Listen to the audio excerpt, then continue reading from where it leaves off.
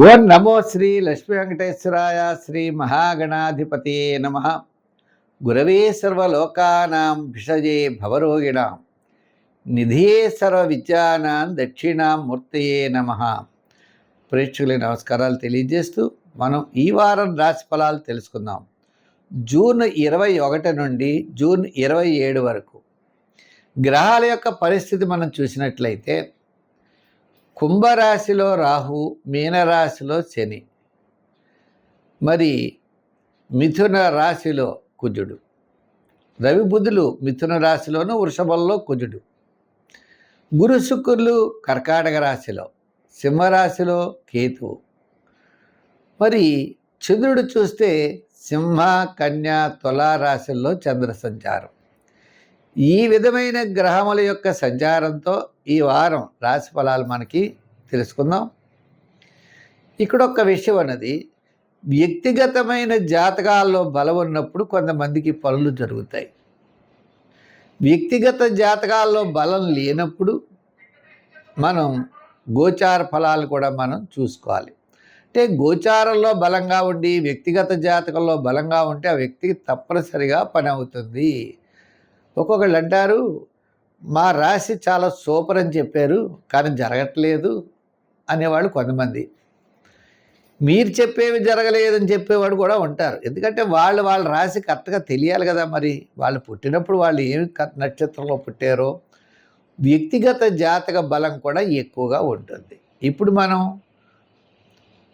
అందరూ కూడా వార ఫలాలు చెప్పేది గోచార ఫలములను బట్టే చెప్తారు. అంటే ఆకాశంలో ఉన్న, వర్తమానంలో ఉన్న గ్రహముల యొక్క చారాన్ని బట్టి, వాటి యొక్క నడకను బట్టి అవి ఏ ఏ రాశుల మీద ఎలా ప్రభావం చూపిస్తుందో ఆ విషయం చెప్తారు. ఒక్కొక్కరికి తన జాతకంలో గొప్ప యోగాలు ఉంటాయి, అవి జరుగుతాయి. ఒక్కొక్కరికి అసలు యోగం ఉండదు. మనం ఏం చేయగలం? అంచేత ఇటువంటి సమయంలో భగవంతుడి యొక్క ఆరాధన ద్వారా విజయం సాధించవచ్చు అనే విషయం తెలుసుకోవాలి. మనలో పాజిటివ్ వైబ్రేషన్స్ పెంచుకుంటూ మనిషి చాలా కష్టపడితే తప్పకుండా విజయం సాధిస్తాడు. పని ఎలా అవుతుందో అలా ప్రయత్నం చేయాలి. పని నువ్వు అవ్వట్లేదంటే నువ్వు ప్రయత్నంలో అవ్వచ్చు కదా. అంచేత ఇటువంటి విషయాలన్నీ పరిధిలో పెట్టుకుని మనం ఈ గోచార ఫలాలు అనేవి ప్రతి ఒక్క వ్యక్తి చూడాలి.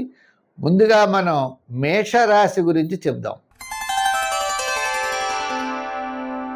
కర్కాటక రాశి. ఈ కర్కాటక రాశి వారికి మనం చూసినట్లయితే చంద్రుడు ద్వితీయ, తృతీయ, చతుర్థ స్థానాల్లో సంచారం.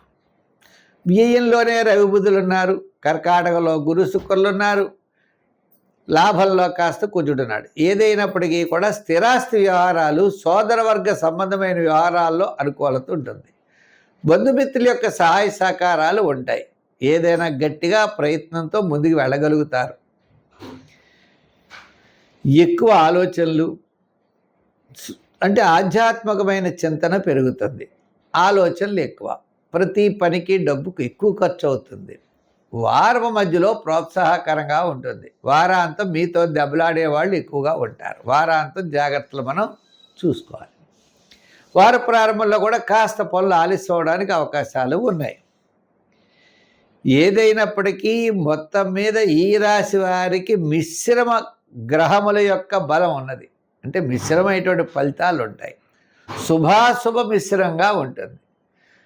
వివాహాది ప్రయత్నాలు జరుగుతాయి, వివాహం జరుగుతుంది, ఎక్కువ డబ్బు ఖర్చు అవుతుంది, అప్పులు అవుతాయి, అప్పులు తీర్చుకోవడం సరిపోతుంది. ఇలా ఒక మంచి జరిగితే మంచితో పాటు వెనకాల శ్రమ కూడా ఎక్కువగా ఉండేటువంటి అవకాశాలు ఉన్నాయి. ఏదో పదవి వస్తుంది, ఆ పదవికి డబ్బులు రావడం మాడిదేవుడు, ఇంట్లో ఉన్న డబ్బులన్నీ ఖర్చు అయిపోతాయి. ఓ రాజకీయంగా ఏదో మనకి ఇస్తారు పదవి, ఆ పదవి ఇచ్చే డబ్బులు మనం ఖర్చు పెట్టాలి. వ్యాపారం ప్రారంభిస్తాం, వ్యాపారానికి బోల్డంత పెట్టుబడి, లాభాలు వస్తాయి, వచ్చే ఏడాది వస్తాయి, మరి పెట్టుబడి పెట్టాలి కదండి ఏడాది. ఈ విధంగా కొత్త కొత్త కమిట్మెంట్స్తో ఈ రాశి వారికి ఉక్కిరి బిక్కిరి అయ్యేటువంటి పరిస్థితులు ఉంటాయి. ఆర్థిక వ్యవహారాలు చేత మనం ఏం చేయాలి? చాలా నిదానంగా చూసుకుంటూ ముందుకెళ్ళాలి. కంగారు మాత్రం ఎట్టి పరిస్థితుల్లో పడకూడదు.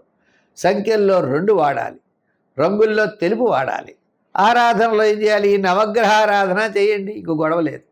నవగ్రహ ప్రదక్షిణ, నవగ్రహారాధన చేస్తూ నవగ్రహ శ్లోకాలు చదువుకుని రోజు విష్ణువు యొక్క ఆలయానికి వెళ్ళి ఆంజనేయ స్వామి చుట్టూ ప్రదర్శనలు చేస్తే సత్ఫలితాలని పొందగలుగుతారు.